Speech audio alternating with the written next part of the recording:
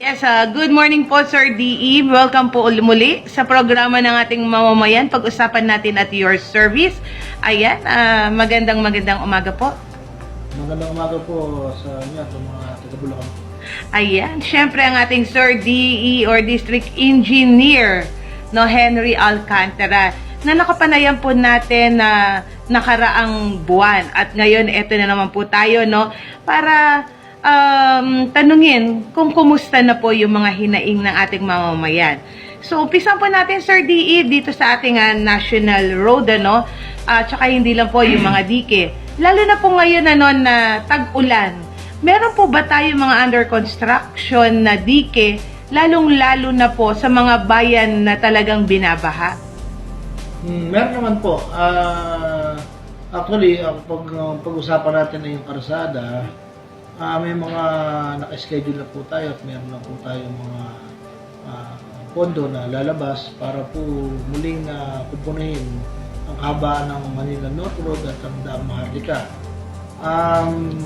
By 2020 po, I think doon na po yung iba partly lalabas pero iba po kayo 2019.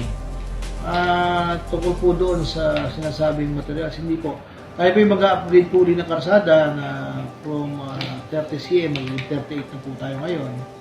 And besides, hindi naman po talaga ang dahilan yan ay sa visit.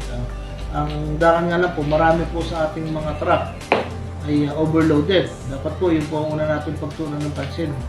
Yung mga truck na dumadaan nito, nanggagaling ng Pampanga, dapat po ay magkaroon po tayo ng pagkakaisa, lalo na ang lokal. Sana pa yung magkaroon sila ng resolusyon para itong mga trucks na to ay madisiplina po natin. Dahil karaniwan po dyan overloaded. So ngayon naman po, ginawan po namin ng paraan ng bagong disenyo ng ating public project. Itong taon na to at dating na taon. Sa flood control naman po, ako po ay nagpagawa na ng master plan ng mga major waterways, mga secondary, para po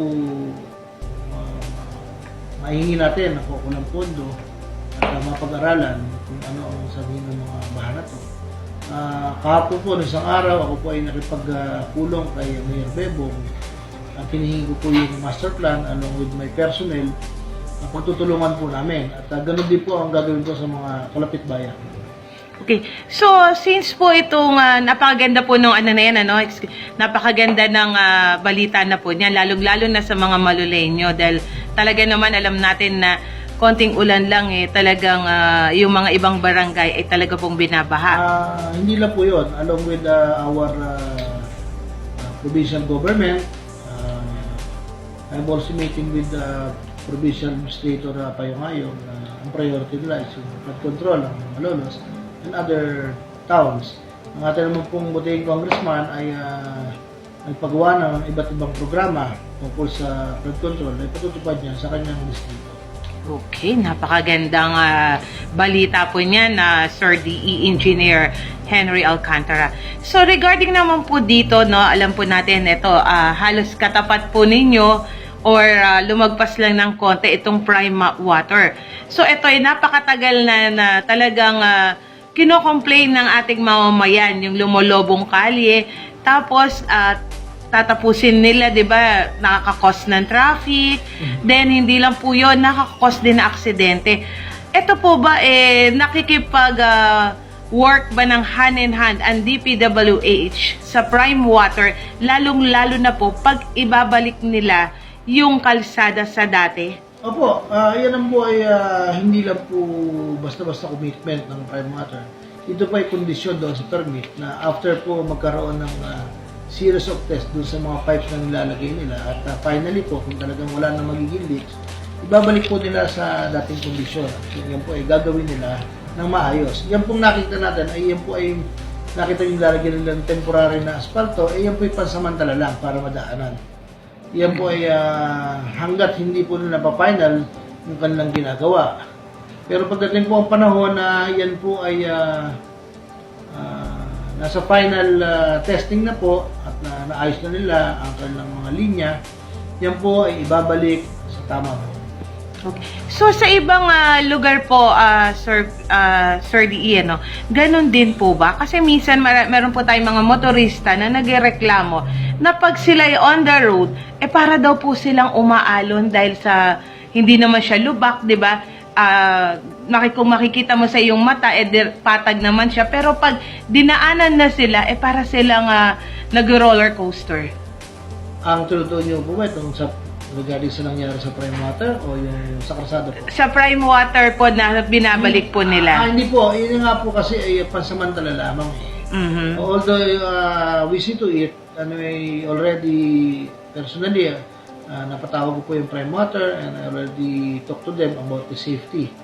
Mga warning signs, signages. At sila naman po ay, kung makikita natin, may mga barriers naman po yan. Dahil nga lang po, yung mga pagkakataon ng ating mga kababayan, maaaring yung iba na hindi taga-lehitim mo taga rito. Kasi kung kayo po ay taga rito, alam niyo na po yan Matagal na po na andyan yan. May iwasan niyo na po yan bago dumating yan. Pero anyway, hindi naman po excuse yun. Pero siniguro naman po ng pamunuan ng Prime Water na yung paupo lang mga safety measures, nakalagay naman po. Yeah. Okay, nasabi niyo po yan na maglagay ang prime water ng mga safety precaution or measure, ano. Kasi yesterday po nagkaroon po ng accident dito bago lumabas ng Malolos, no. So which is na malapit po ito sa ginagawa ng prime water. So nung nakita po natin, kailan po ba ipapatupad ng prime water sa usapan ninyo po ang mga safety measure na sinasabi? I think nung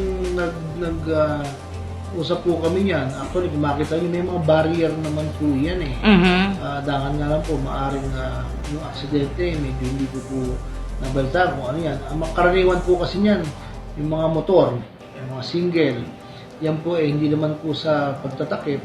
Minsan po minsan wala na rin po sa lugar yung kanilang papatakbo. Ang nagiging dahilan na lang po, makakita ng butas doon na dahil sa prime water ako yung na-aksidente. Hindi naman po ganun siguro yung sitwasyon. Wala pong halong pagtatanggol ito. Aksidente po yan Wala pong may gusto yan. Even the prime water, makita nyo may barrier po yan Paano po sila ma-aksidente doon? Malayo pa lang po, nakikita na natin yan. Kadalasan po kasi ang motor, mahilig po yung magsisingit hanggang makita na, dito pala basa, dito pala may tubig, nadudulas. Maaari po may pagkakataon na doon. So, yun po. Hindi po natin pwedeng basta isisi doon. Bagkas, mang masama po, yan ay may butas at wala man lang pong harang yan, sila nahulog doon. Yun po, kapabayaan ng nung gumagawa. Pero nakikita nyo naman po, yung hinuhukay po nila, nakasil po lahat yan, yung barrier. Pero yung pong mga lumolobong kalsada, pag hindi siya yung lobong-lobo, hindi po nila linalagyan ng barrier? Hindi po. Kasi nga po, itong portion na to, na dito, nakita niyo, may tinakpan na asfalto yan, no? Kasi nga po, hindi pa naman po yung pinali. Lalagyan po yan, at maayos po yan sa tamang panahon kung matapos na niya kala operation. So, sorry, sabi niyo po kanina na kayo ay nag-meeting, no? Nag-sit down meeting with the prime water. So, kailan po kaya ito matatapos? Meron po silang exact date na nakatalaganan sa kanila. Originally po, hindi ko lang po mataya eksaktong petsa, no? We already give them also an extension kasi po, ang sitwasyon po natin pag medyo nag-uulan, hindi naman po workable ang area. So, hindi ko lang po ma-recall yung tamang petsa, pero yan po, sigurado ko po sa inyo na nakabase po sila doon sa nakaalat na timetable. So, within the year po ba? Hindi ko na po matanda kung anong sakto, ha? Okay. Papacheck ko po. Okay. So, Sir PD, mensahe para sa ating mga mamamayan. Bagamat kung nakita niyo po ang ating karsada ay medyo hindi po maganda, kami naman po din sa departamento ay nagsasagawa ng palliative measures. Sinasabi nga po ni Marie Chris na naglalagay kami ng asfalto, pero yan po yung temporary para lang po hindi ma-aksidente ng ating mga kababayan o malubak. Pero siyempre po, pag ganyan tagulad, talaga pong ating temporary measures na asfalto Parandalian lang po yan. Kaya kami paulit-ulit po. Pero hayaan niyo po, may mga pondo na po yan. Na iyan po ay ayusin natin mga karsada. Meron na po yan. Sigurado po ako. Okay. Thank you very much po.